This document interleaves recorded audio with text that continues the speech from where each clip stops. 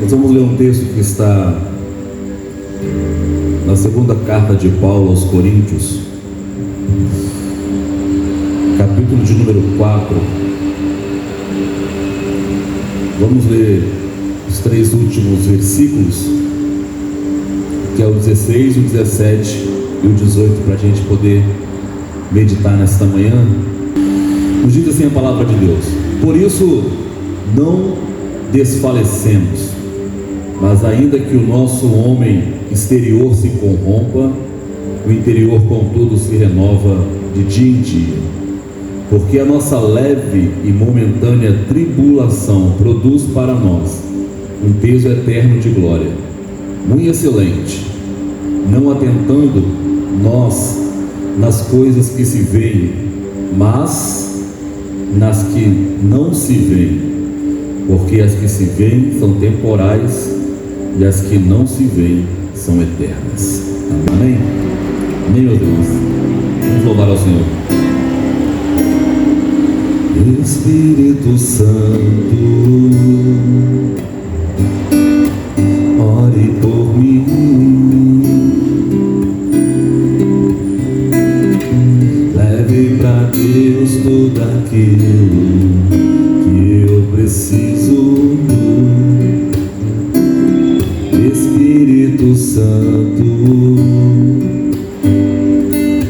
use as palavras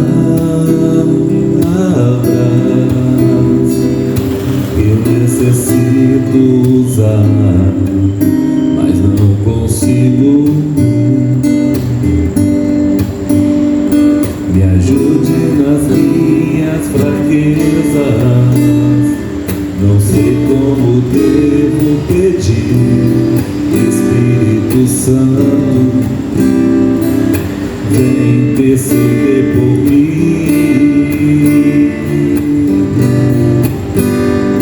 Todas as coisas cooperam para o bem daqueles que amam a Ti. Espírito Santo, vem orar por mim. Estou clamando, estou pedindo, só Deus sabe a dor que estou sentindo. Meu coração está ferido, mas o meu clamor está subindo. Estou clamando, estou pedindo, só Deus sabe a dor que estou sentindo. Meu coração está ferido, mas o meu clamor está subindo. E todas as coisas cooperam para o bem daqueles que amam a Ti. Espírito Santo, vem orar por mim. Estou clamando, estou pedindo, só Deus sabe a dor que estou sentindo. Meu coração está ferido, mas o meu clamor está subindo. Estou clamando, estou pedindo, só Deus sabe a dor que estou sentindo. Meu coração está ferido, mas o meu clamor está subindo.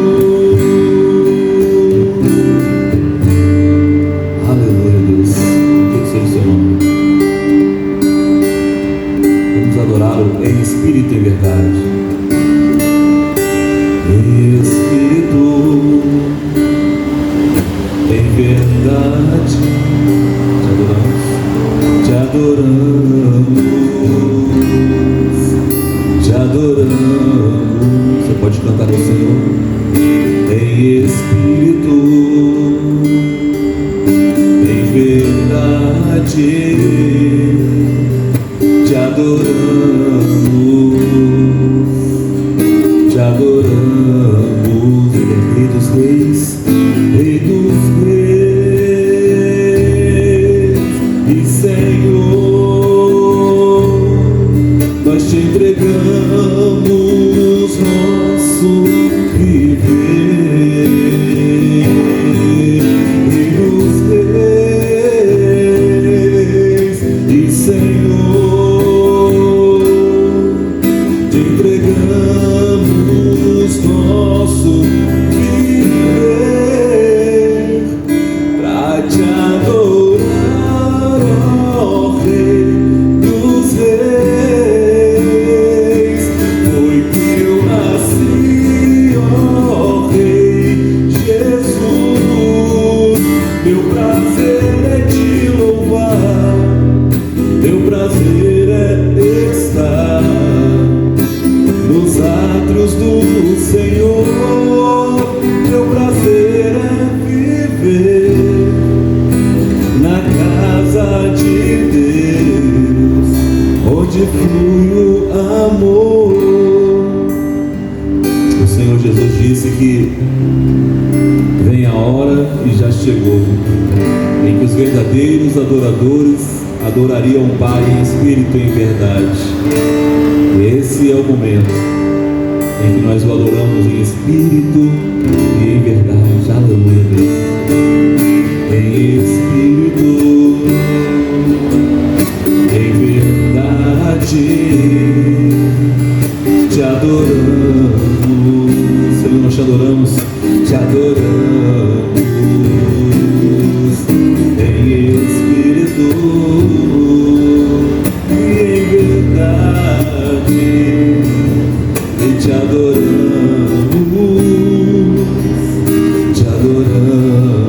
Ele é Rei dos Reis, Rei dos Reis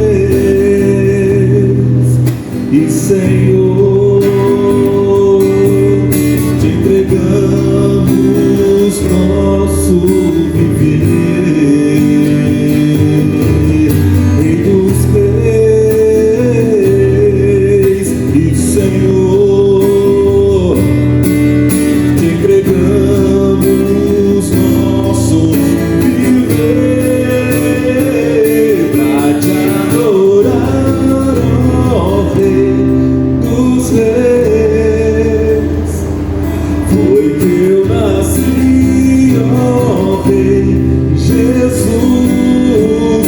Meu prazer é te louvar, meu prazer é estar nos átrios do Senhor.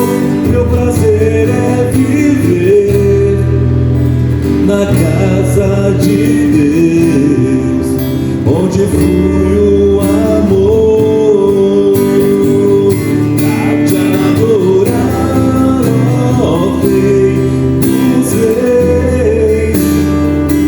Foi que eu nasci, ó Rei Jesus. Meu prazer é te louvar, meu prazer é estar nos átrios do Senhor. Meu prazer é viver na casa de Deus, ministrando louvor, aonde flui o amor,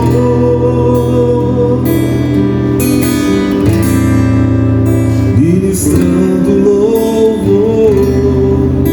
Senhor, nós entregamos o nosso louvor a Ti, entregamos a nossa adoração, entregamos a nossa alma, entregamos a nossa história, a nossa vida, tudo que é em nós.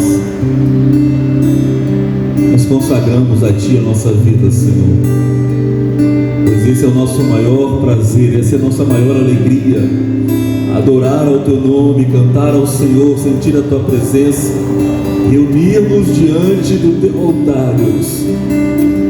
Receba o nosso coração mais uma vez, Deus.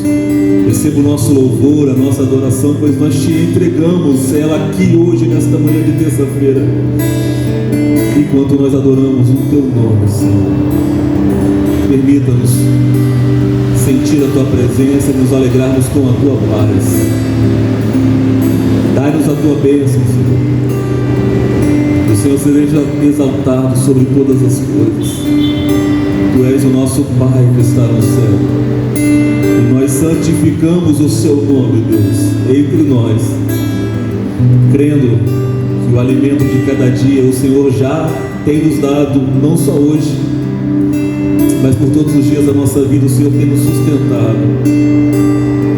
Perdoa, Senhor, todas as nossas falhas, todas as nossas fraquezas e dívidas, assim como nós temos perdoado quem não tem nos ofendido, quem tem falhado conosco. E não nos deixe cair em tentação, mas livra-nos de todo mal, Senhor. Livra-nos de todo mal, de toda cilada, de toda investida do inimigo, não só a nós, mas também toda a nossa casa, toda a nossa família, pois nós a colocamos debaixo do sangue poderoso de Jesus. E oramos a Ti nesta manhã, dizendo que a Ti pertence a honra, a glória, o poder e o louvor para todos sempre. Amém, amém, amém. Amém, meus irmãos. Você pode aplaudir o Senhor. Meus irmãos, nós vamos ler esse mesmo texto que nós lemos agora no início, em Coríntios, só que ao invés do capítulo 16, a gente vai ler os 6 e os 7, o mesmo texto, carta de Paulo aos Coríntios, segunda carta, capítulo de número 4, só que ao invés do verso 16, 17 e 18 que nós lemos no início, a gente vai ler os 6 e os 7. Diz assim: porque Deus que disse que das trevas resplandece a luz, é quem resplandeceu em nossos corações, vírgula, para a iluminação do conhecimento da glória de Deus, vírgula, na face de Jesus Cristo. Versículo 7. Temos, porém, este tesouro em vasos de barro, para que a excelência do poder de Deus, para que a excelência do poder seja dado a Deus e não a nós. Amém? Paulo nos mostra, através não só desse texto, como de toda a carta, de toda essa segunda carta que ele escreve à igreja de Corinto, que o Evangelho, ele não passa por meritocracia. Em outras palavras, nenhum ser humano será capaz de merecer o Evangelho e a salvação, por mais que ele se esforce, por mais boa gente, boa pessoa que ele se torne na vida, o ser humano não consegue produzir o suficiente para ser merecedor do Evangelho e da salvação. Ainda que a gente ore 3 vezes por dia, leia a Bíblia 3 vezes por dia, jejue 3 vezes por semana, ainda que a gente frequente alguma casa de oração, alguma reunião de oração, algum lugar onde os santos se reúnem para cantar ao seu Deus, ao nosso Deus, ainda que a gente faça isso com assiduidade e com compromisso, mesmo assim, a consciência que nós devemos ter é que nenhum de nós merecemos esse presente que os céus nos dão. E que a gente não se engane ao longo do caminho, porque quando a gente chega na fé, geralmente a gente chega com essa consciência. A gente chega com a consciência que a gente não merece nada, que nós somos extremamente pecadores. À medida que a gente vai entrando e caminhando na fé, vamos ali passando um tempo na igreja, conhecendo os irmãos, ouvindo as palavras, cantando os louvores. Depois de 2 anos, 3 anos, 4 anos, infelizmente, a gente sofre a tentação de começar a pensar que nós somos merecedores de alguma coisa por causa do nosso empenho, por causa do nosso compromisso, por causa da nossa responsabilidade. Mas Paulo expressa aqui no versículo 6 e no versículo 7 exatamente essa verdade. O Evangelho não passa por meritocracia. O Evangelho é graça de Deus, é favor imerecido mesmo. Nenhum de nós merecíamos, mas todos nós precisávamos, assim como qualquer outro ser humano não merece, mas precisa. Pequena diferença entre aqueles que disseram sim para a sua necessidade e aqueles que até hoje insistem em rejeitar aquilo que eles mesmos precisam. Mas a verdade é que, a começar por qualquer um de nós e a chegar em qualquer pessoa neste planeta, nenhum de nós, seres humanos, merecemos o Evangelho. É apenas graça e favor. Porque quando ele diz assim, porque o Deus que disse que das trevas resplandecerá a luz, foi quem resplandeceu dentro de nós para iluminar um conhecimento, e este conhecimento está revelado na face de Jesus. Ele está falando do Evangelho. Porque Deus, com os profetas, disse que das trevas resplandeceria a luz. E é por isso que Jesus cresceu naquela região ali de Nazaré, que é a região de dois filhos de Jacó, Zebulon e Neftali, que é conhecido ali como o lugar onde não há luz. A Galileia dos gentios, onde nós vemos as narrativas da Bíblia acontecendo, era muitas vezes desprezada pelos irmãos da parte sul do país, onde fica Jerusalém. Achava que Galileia era um lugar onde se não produzia nada. Inclusive, uma conversa entre Filipe e Natanael, que surgiu foi essa frase: pode vir alguma coisa boa de Nazaré? Nazaré está justamente na Galileia, aonde é essa região de pouca luz. Por isso Deus disse através dos profetas: das trevas resplandecerá a luz, falando do seu próprio filho, ou falando dele mesmo, se encarnando na pessoa do filho. E esse Deus que disse: das trevas resplandecerá a luz, Paulo está dizendo, foi ele que resplandeceu dentro do nosso coração. Olha que incrível. O mesmo Deus que disse que das trevas um dia iria resplandecer a luz, para que aquelas pessoas que estavam em trevas pudessem ver a luz, receber a luz, ter a sua vida transformada pela luz e viver agora a partir dessa luz. Foi esse mesmo Deus que resplandeceu dentro do nosso coração. Ele está dizendo, em outras palavras, ele está dizendo assim, eu estava andando no caminho para Damasco, a perseguir aqueles que já foram iluminados pela luz, mas essa mesma luz que eu perseguia apareceu e resplandeceu dentro do meu coração, para que eu pudesse entender o poder do Evangelho que está revelado na face do Senhor. Então Paulo está dizendo, o mesmo Deus que disse que das trevas resplandece a luz, foi quem resplandeceu dentro de nós. Ele está dizendo assim, a experiência que eu tive foi com o próprio Deus, foi Ele que está iluminando esse conhecimento. Qual conhecimento? O conhecimento da glória de Deus que está em Jesus. Ele está dizendo, a glória de Deus foi revelada na pessoa do Senhor Jesus. E o Senhor Jesus, a quem nós cremos e tornamos não só Salvador, mas também Senhor da nossa vida, pegou essa mesma bênção e colocou dentro de cada um de nós, que é a sua igreja. Hoje, a igreja, em parceria com o Espírito Santo, continua a obra que Jesus deu início há 2000 anos atrás, e em breve certamente irá se concluir, pois o tempo dos gentios estão se findando. A história ainda vai permanecer com Israel, como todos nós sabemos. Alguns acertos de contas e ajustes precisam ser feitos entre aquele povo e Deus, e o tempo do gentio, como Paulo se refere na carta aos Romanos, está para se findar.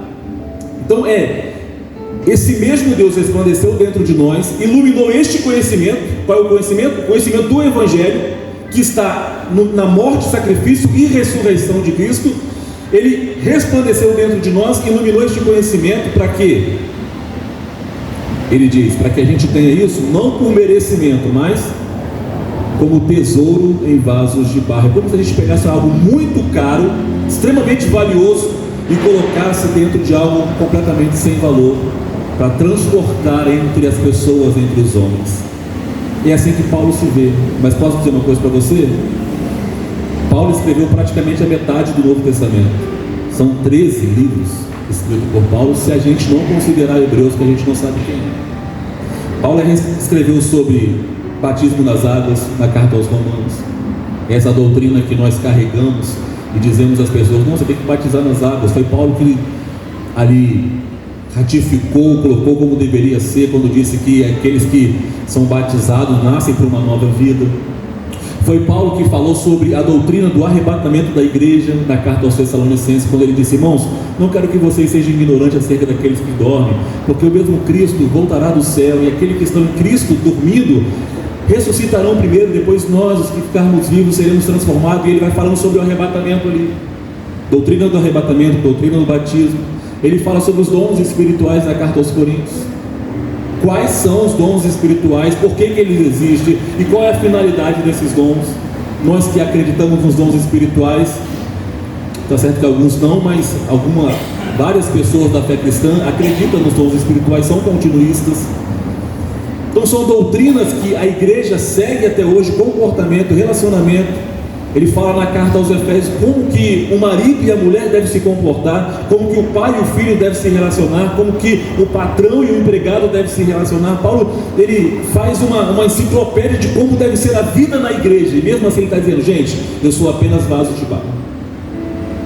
Eu tenho o evangelho como algo caríssimo, colocado dentro de mim para levar aos gentios, mas eu olho para mim e me vejo como vaso de barro, recebendo algo extraordinário, a glória de Deus que está revelada na pessoa do Senhor Jesus, que Deus me deu o privilégio de transmitir aos homens, mas eu me vejo verdadeiramente como vaso de barro. Temos, porém, esse tesouro, verso 7, em vasos de barro. Para quê, Paulo? Para que a excelência do poder seja dado a Deus e não a nós. Então o evangelho, ele não passa por meritocracia, é favor de Deus, é graça de Deus. E na mesma carta aos Efésios, Paulo diz: pela graça sois salvos, e isso não provém de vós, é dom de Deus.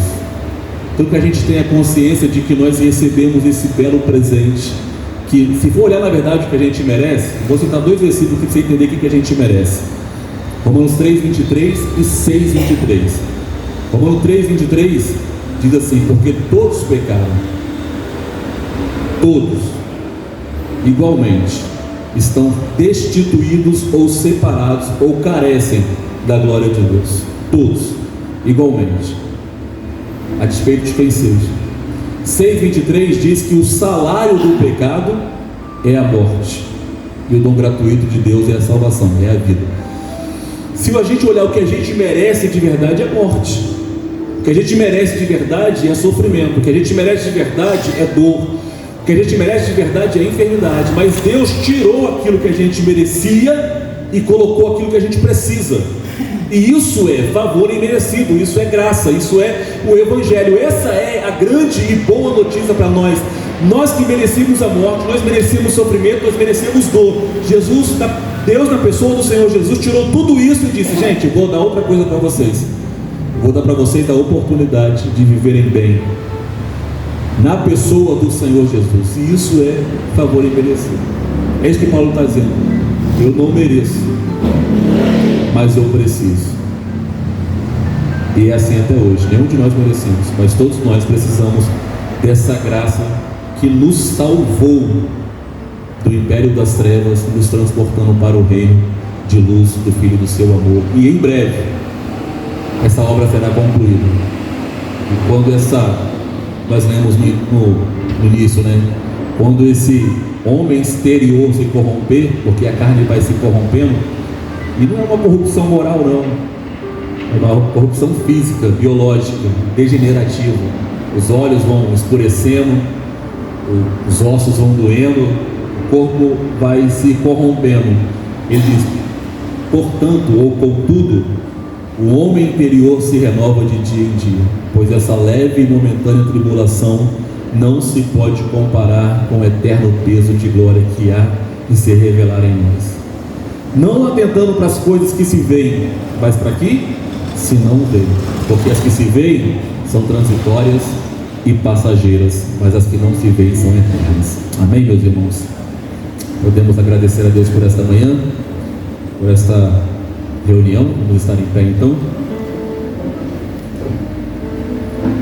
Só quero informar aos irmãos que a gente vai retornar com essas reuniões agora só no dia 7 de janeiro, uma vez que nós vamos fazer esse recesso aí de final de ano, Natal, virada de ano.